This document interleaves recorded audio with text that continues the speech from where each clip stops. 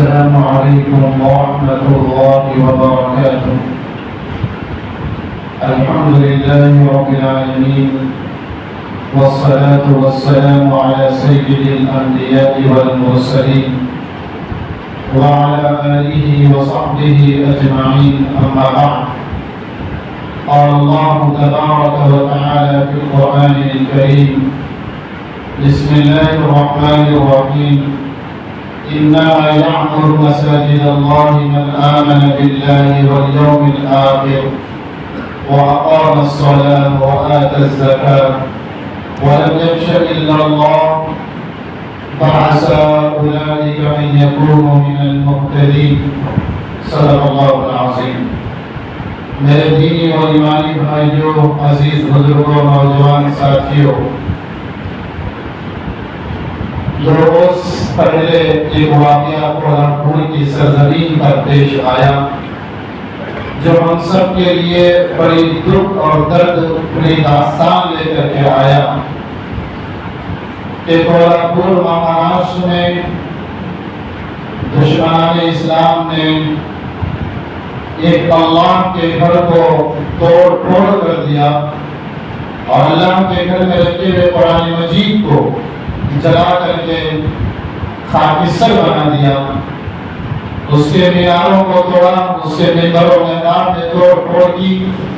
گویا کہ مسجد کو توڑنے اور پھوڑنے میں جتنا انہوں نے گرم جوشی دکھایا، اس سے جہاں ہمارے مسلمانوں کے دلوں میں دکھ ہوتا ہے، بڑا غم بھی ہوتا ہے.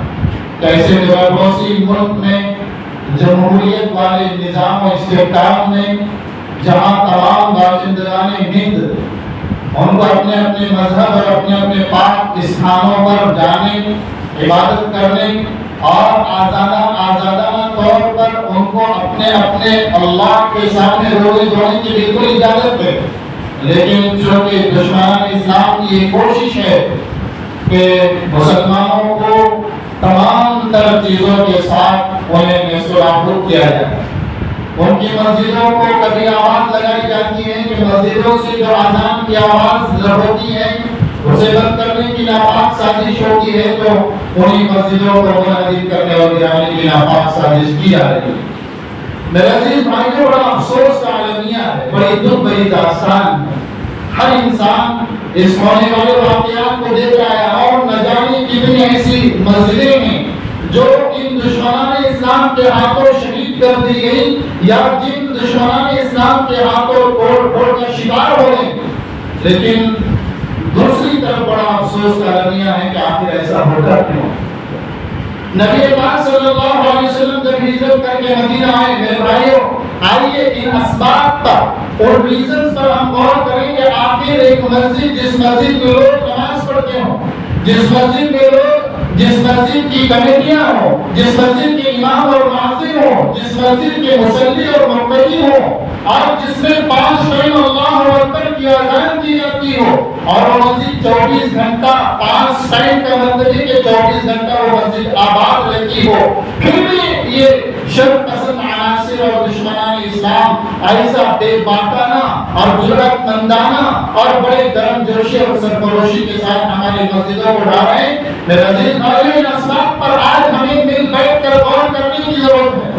آخر وہ کون سے اسباب ہیں کہ جن کو آباد کرنے کے دوران مسجدوں کو توڑا پھوڑا جا رہا ہے؟ اتنا ہی نہیں، مسجد کے اگل بغل میں جتنے مسلمانوں کے گھر تھے ان کو بھی توڑا گیا، ان کو بھی پھوڑا گیا، ان کی گاڑیوں کو جلایا گیا، اتنا ننگا ناچ ناچا گیا کولہاپور کی سرزمین پر. ہم اس بات پر کنڈم کرتے ہیں، افسوس کا اظہار کرتے ہیں، لیکن ہم مسلمانوں کا سر جوڑ کر بیٹھنے کی ضرورت ہے. میرے بھائیوں، میں یہ کہہ رہا تھا کہ سرکار دوران فخر بنی آدم صلی اللہ علیہ وسلم جب مدینہ آئے ہجرت کر کے، مکہ چھوڑ کر کے مدینہ ہجرت کر کے آنے کے بعد سب سے پہلا اپنا گھر بنانے کی فکر نہیں کی. سب سے پہلے اللہ کے رسول صلی اللہ علیہ وسلم نے مسجد بنانے کی فکر کی، اور اللہ کے رسول صلی اللہ علیہ وسلم نے باقاعدہ مسجد کو، دو چھوٹے چھوٹے صحابی یتیم بچے تھے، ان کی زمین کو پیسے دے کر کے خریدا. ان بچوں نے کہا کہ اے محمد صلی اللہ علیہ وسلم، ہم اپنی زمین کو مسجد کے لیے وقف کرتے ہیں. اللہ کے رسول نے وقف شدہ زمین کو کھولنے کی کیا، کہا کہ نہیں میں خرید کر کے اس زمین کو لینا چاہتا ہوں۔ اللہ کے رسول نے اس کا کچھ درہم و دینار دے دیا، اس کے بعد وہاں پر مسجد بنانا شروع کی۔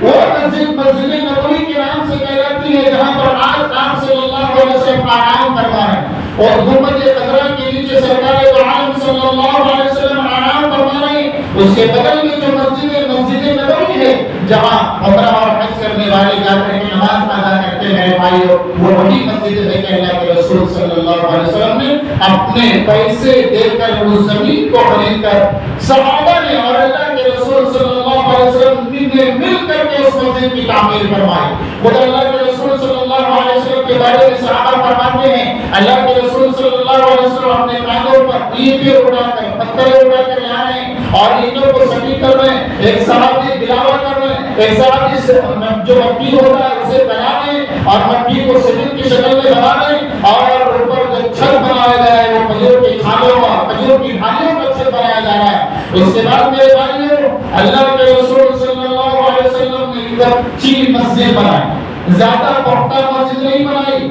اور بعد میں صحابہ کو جمع کر کے جو بیان دیا اور اعلان کیا اور صحابہ کے گھر گھر پیغام پہنچایا کہ اپنے رشتے کو اللہ سے مضبوط کرنے کے لیے مسجدوں میں آیا کرو، اپنے رشتے کو مضبوط کرنے کے لیے مسجدوں کو آباد کرو، اپنے رشتے کو اللہ کے ساتھ مستحکم بنانے کے لیے مسجدوں کو آباد کرو۔ حتیٰ کہ آپ صلی اللہ علیہ وسلم نے یہاں تک فرمایا، جو آدمی جماعت کے ساتھ نماز نہیں پڑھتا، میرا دل چاہتا ہے کہ لکڑیوں کو جمع کر کے گھروں پر آگ لگا دوں۔ میرے پیارے ابھی بھی یہاں ایک مسجد کی اہمیت، مسجد کو کچی بنائی لیکن نمازیں پکی بنائی۔ اللہ کے رسول صلی اللہ علیہ وسلم مسجد کے پہلے امام حضرت بلال، اللہ کے رسول صلی اللہ علیہ وسلم کے بنائے گئے پہلے مؤذن، اور اللہ کے رسول صلی اللہ علیہ وسلم مسجد نبوی کے پہلے صدر اور پریزیڈنٹ تھے۔ میرے بھائیو، اللہ تعالیٰ نے قرآن مجید میں اعلان فرمایا، انما یعمر مساجد اللہ من آمن باللہ والیوم الآخر واقام الصلاۃ وآتى الزکاۃ ولم یخش الا اللہ۔ سورہ توبہ کی 18 نمبر والی آیت اللہ تعالیٰ نے نازل فرمائی اور کہا کہ مسجدوں کو آباد کرنے والے، مسجدوں کو بنانے والے، مسجدوں کو چلانے والے، امام ہو یا مؤذن ہو، کمیٹی ہو یا مقتدی، جو آپ حضرات یہاں تشریف لائے ہیں، سب کی ذمہ داری میں اللہ تعالیٰ نے 5 ذمہ داریاں رکھی ہیں۔ وہ 5 ذمہ داری میرے نبی کا کہ وہ 5 ذمہ داری اگر آج ہم اپنی مسجدوں میں کریں گے، یاد رکھیے میرے بھائیوں، ہماری مسجد پر کوئی انسان غلط نظر سے جھانک کر دیکھ نہیں سکتا، ہماری مسجدوں کو کوئی پتھر مار نہیں سکتا، ہماری مسجدوں پر غلط انسان نظر ڈال نہیں سکتا، ہماری مسجدوں پر غلط سازشیں کر نہیں سکتا۔ وہ 5 عادتیں اگر ہم نے امام، مؤذن، کمیٹیاں اور آنے والے تمام مصلیان حضرات ان 5 چیزوں کو اپنے دامن میں سمیٹ لیں تو یاد رکھیے ہماری مسجدوں کو کوئی چھاپ کر کے دشمن دیکھ نہیں سکتا۔ میرے نبی نے ایک کام کیا، میرے نبی نے ایک کام کیا، میرے نبی آئے تو عالی شان سیمنٹ کی مسجد نہیں بنائی، میرے نبی آئے تو کچی مسجد بنائی، جس کا نیچے جو ہوتا تھا، صحابہ کہتے ہیں ہم سجدہ کرتے تو جو ریت کی کنکریاں ہوتی تھی ہمارے پیشانی پر لگتی تھی، صحابہ ہم کنکریوں کو ہٹا کر کے سجدہ کرتے تھے۔ میرے بھائیوں، 5 چیزیں کیا ہیں؟ قرآن مجید کی سورہ توبہ آیت نمبر 18 اللہ تعالیٰ فرماتے ہیں، انما یعمر مساجد اللہ من آمن باللہ والیوم الآخر، انما یعمر مساجد اللہ، اللہ کے مسجدوں کو آباد کرنے والوں کا پہلا کام یہ ہے کہ وہ اللہ پر اور آخرت کے دن پر ایمان رکھیں۔ امام کی ذمہ داری ہے کہ اس کے دل میں اللہ کا ڈر زیادہ ہو، مؤذن کی ذمہ داری ہے کہ اس کے دل میں اللہ کا ڈر زیادہ ہو، امام کی ذمہ داری ہے کہ اللہ پر بھروسہ، اللہ پر یقین زیادہ ہو، اور کمیٹی کی ذمہ داری ہے کہ ان کے دلوں میں اللہ کا ڈر اور خوف ہو، اللہ کا خوف اور خدشہ ان کے دل میں ہو۔ یہ اللہ قرآن مجید میں فرماتا ہے، انما یعمر مساجد اللہ من آمن باللہ والیوم الآخر، جو اللہ پر یقین رکھتے ہو، اندھیری کوٹری میں جا رہے ہو تب بھی اللہ کا ڈر انہیں ستاتا ہو، رات کے اندھیرے میں ہو یا دن کے اجالے میں ہو، وہ امام جہاں جائے، وہ مؤذن جہاں جائے، وہ کمیٹی کا ممبر جہاں جائے، وہ صدر سیکریٹری جہاں جائے، اور آنے والے مصلیان حضرات جہاں جائیں، ان کے دل میں اللہ کا ایمان ہو، یقین کامل ہو، یقین محکم ہو، یقین مستحکم ہو۔ میرے بھائیوں، میرے پیارے حبیب نے کمیٹی بنانے سے پہلے ایسے صحابہ تیار کیے، امام بننے سے پہلے اللہ کے رسول نے ایسے صحابہ تیار کیے، مؤذن بنانے سے پہلے بلال کو پہلے ایمان کی چاشنی پلایا، ایمان کا دودھ پلایا، اور حضرت ابی بن کعب کو ایمان کا دودھ پلایا، ایمان کا پانی پلایا، تب جا کر کے بلال کو کہا کہ خانے کعبہ کی چھت پر جا کر چڑھ کر اذان دو، اے بلال تم غلام ہو تو کیا وہ آج تمہارا مقام اتنا بڑا ہے۔ میرے بھائیوں، ہم نے یہ کام چھوڑ دیا۔ آج ہماری مسجد بابری مسجد کا جب سروے کیا گیا، ابھی جو گولہ پور کی مسجد کو دشمنان اسلام نے گرایا ہے اور مسجد کے اندر توڑ کیے ہیں، اس کے منبروں کو توڑا، اس کے محراب کو توڑا، اس کے میناروں پر اپنے جھنڈے لگائے، زعفرانی رنگ کے جھنڈے لگا کر کے لہرایا۔ جب وہاں سروے کیا گیا تو معلوم ہوا اگل بغل میں بہت سارے گھر مسلم 4 لوگ نماز پڑھتے ہیں۔ بابری مسجد کو ڈھایا گیا، علماء کی جماعت جمعیت علماء نے وہاں جب سروے کرنے کے لیے گئی تو معلوم ہوا فجر کی نماز کے 4 لوگ رہتے تھے، دوپہر عصر مغرب میں چند لوگ رہتے تھے۔ آبادی مسلمانوں کی ایودھیا میں بہت ساری تھی لیکن نمازی کوئی نہیں تھا۔ یہ سروے کیا ہے۔ میرے بھائیوں، مسجدیں جب خالی ہوتی ہیں تو مسجدوں کی در و دیوار سے فتوائیں نکلتی ہیں، اور جب مسجد کا امام اور مؤذن اور کمیٹی اپنی ذمہ داری کو بھول کر کے زندگی گزارتی ہے تو مسجدوں کے خلاف فتوائیں کرتی ہیں۔ ہماری ذمہ داری ہے کہ سب سے پہلے اللہ نے قرآن میں کہا آمن باللہ والیوم الآخر، سب سے پہلے اپنے دل کے اندر ایمان کی ذمہ داری ہے کہ اپنے دل میں اللہ کا ایمان پیدا کرے۔ مؤذن اور کمیٹی کے ہر ایگزیکٹو ممبر سے لے کر عہدیداروں کی ذمہ داری ہے، آنے والے مسلمانوں کی ذمہ داری ہے کہ ان کے دلوں میں اللہ کا یقین ہو، اللہ کا بھروسہ ہو، اللہ پر یقین کامل ہو، اللہ کی ذات پر ہونے نہ ہونے کا یقین ہو۔ یہ اللہ کی ذمہ، اللہ کے بندوں کی ذمہ داری ہے۔ دوسری ذمہ داری وَأَقَامَ الصَّلَاةَ، وہ نماز قائم کرتے ہو۔ میرے عزیز بھائیو، اللہ تعالیٰ نے یہ نہیں کہا کہ وہ نماز پڑھتے ہو۔ نماز قائم کرنے کا مطلب یہ ہے کہ اللہ کے رسول صلی اللہ علیہ وسلم ایک صحابی کے گھر میں 70 دفعہ جاتے تھے۔ اللہ کے رسول صلی اللہ علیہ وسلم امام بھی تھے۔ امام یہ نہیں ہے کہ امام نماز پڑھ کر کے سیدھا پڑھ کر بھاگ کر گھر بھاگ کر کے چلا جائے۔ امام اور مؤذن یہ نہیں کہ نماز پڑھایا، اپنی ڈیوٹی ہو گئی، سیدھا گھر بھاگ کر کے چلا گیا، یہ امام نہیں ہے۔ امام کی ذمہ داری ہے کہ جو محلے میں جس مسجد میں وہ امام ہے، اس محلے کے ارد جتنے مسلمانوں کے گھر ہیں، ان کی ذمہ داری ہے امام اور مؤذن کے ہر آدمی کے ہاتھ کو پکڑ کر کے ان کو مسجد میں لانے والے بنائے، مسجد میں لا کر کہ اللہ کے سامنے پیشانی ٹیکنے والا بنائے، جن دلوں میں محبت رسول اور خدا کی محبت نہ ہو، ان کے دلوں میں محبت ڈالنے کی فکر کرے۔ اس سے بڑی ذمہ داری کمیٹی کے ایک فرد کی ہوتی ہے کہ اللہ نے یہاں تک علماء نے لکھا ہے جو کمیٹی کا صدر یا سیکریٹری ہوتا ہے وہ نائب خدا ہوتا ہے۔ خدا کا نائب ہے زمین پر خدا کا نائب کا مطلب اسسٹنٹ ہے خدا کا زمین پر۔ اس کی ذمہ داری ہے مسجد کو پکا بنانے سے پہلے نمازیوں کو پکا بنانے کی فکر کی جائے۔ آج ہماری میٹنگوں میں نمازی کیسے بنے، ہمارے محلے کا ایک آدمی نمازی کیسے بنے، یا اللہ کا قیامت کے دن انسان سے پوچھے گا۔ میرے پیارے حبیب نے بخاری کے حدیث میں بیان فرمایا کہ ہر انسان ہر ذمہ دار سے اللہ تعالیٰ پوچھے گا کل قیامت کے دن، اتنا بڑا میں نے تمہیں ذمہ دار امام بنایا، مسجد کا امام۔ اللہ کے رسول صلی اللہ علیہ وسلم ساری زندگی امام بن کر کے رہے۔ اگر امام نے اپنی ذمہ داری ادا نہیں کی، کل قیامت کے دن اس امام کو سخت سزا دی جائے گی۔ مؤذن نے اپنی ذمہ داری ادا نہیں کی، اس مؤذن کو سخت سزا دی جائے گی۔ اگر کمیٹی کے افراد نے جو مسجد کے ذمہ دار بنے ہیں، اگر انہوں نے اپنی ذمہ داری کو ادا نہیں کی، کتنے لوگ ایسے ہیں، کتنے امام ایسے کتنے سالوں سے امامت کر رہے ہیں، کتنے اذان دینے والے ایسے کتنے سالوں سے اذان دے رہے ہیں، کبھی ایک آدمی کو اللہ کے گھر بلایا، کبھی ایک آدمی کو اس کا ہاتھ پکڑ کر کے آؤ نماز فرض ہے، اللہ کے گھر میں آ کر کے عبادت کرو۔ کتنے کمیٹیاں ایسے 10 سال 15 سال گزر گئے، کبھی ایک آدمی کو کسی کمیٹی کے آدمی نے اللہ کی طرف دعوت دیا ہے۔ بھائیو، ایسے کئی ہمارے ہندوستانی مساجد کا حال ہے۔ اللہ ماشاءاللہ بہت ساری کمیٹیاں ایسی ہیں جو بیٹھ کر کے میٹنگوں میں اس بات کی فکر کرتی ہیں۔ بہت ساری کمیٹیاں میں خود جاتا ہوں، ماشاءاللہ وہاں پہلا ایجنڈا یہ ہوتا ہے ہمارے محلے کا کوئی بے نمازی مسلمان بے نمازی نہ رہے، کوئی ہمارے محلے کا مسلمان مسجد سے دور نہ رہے۔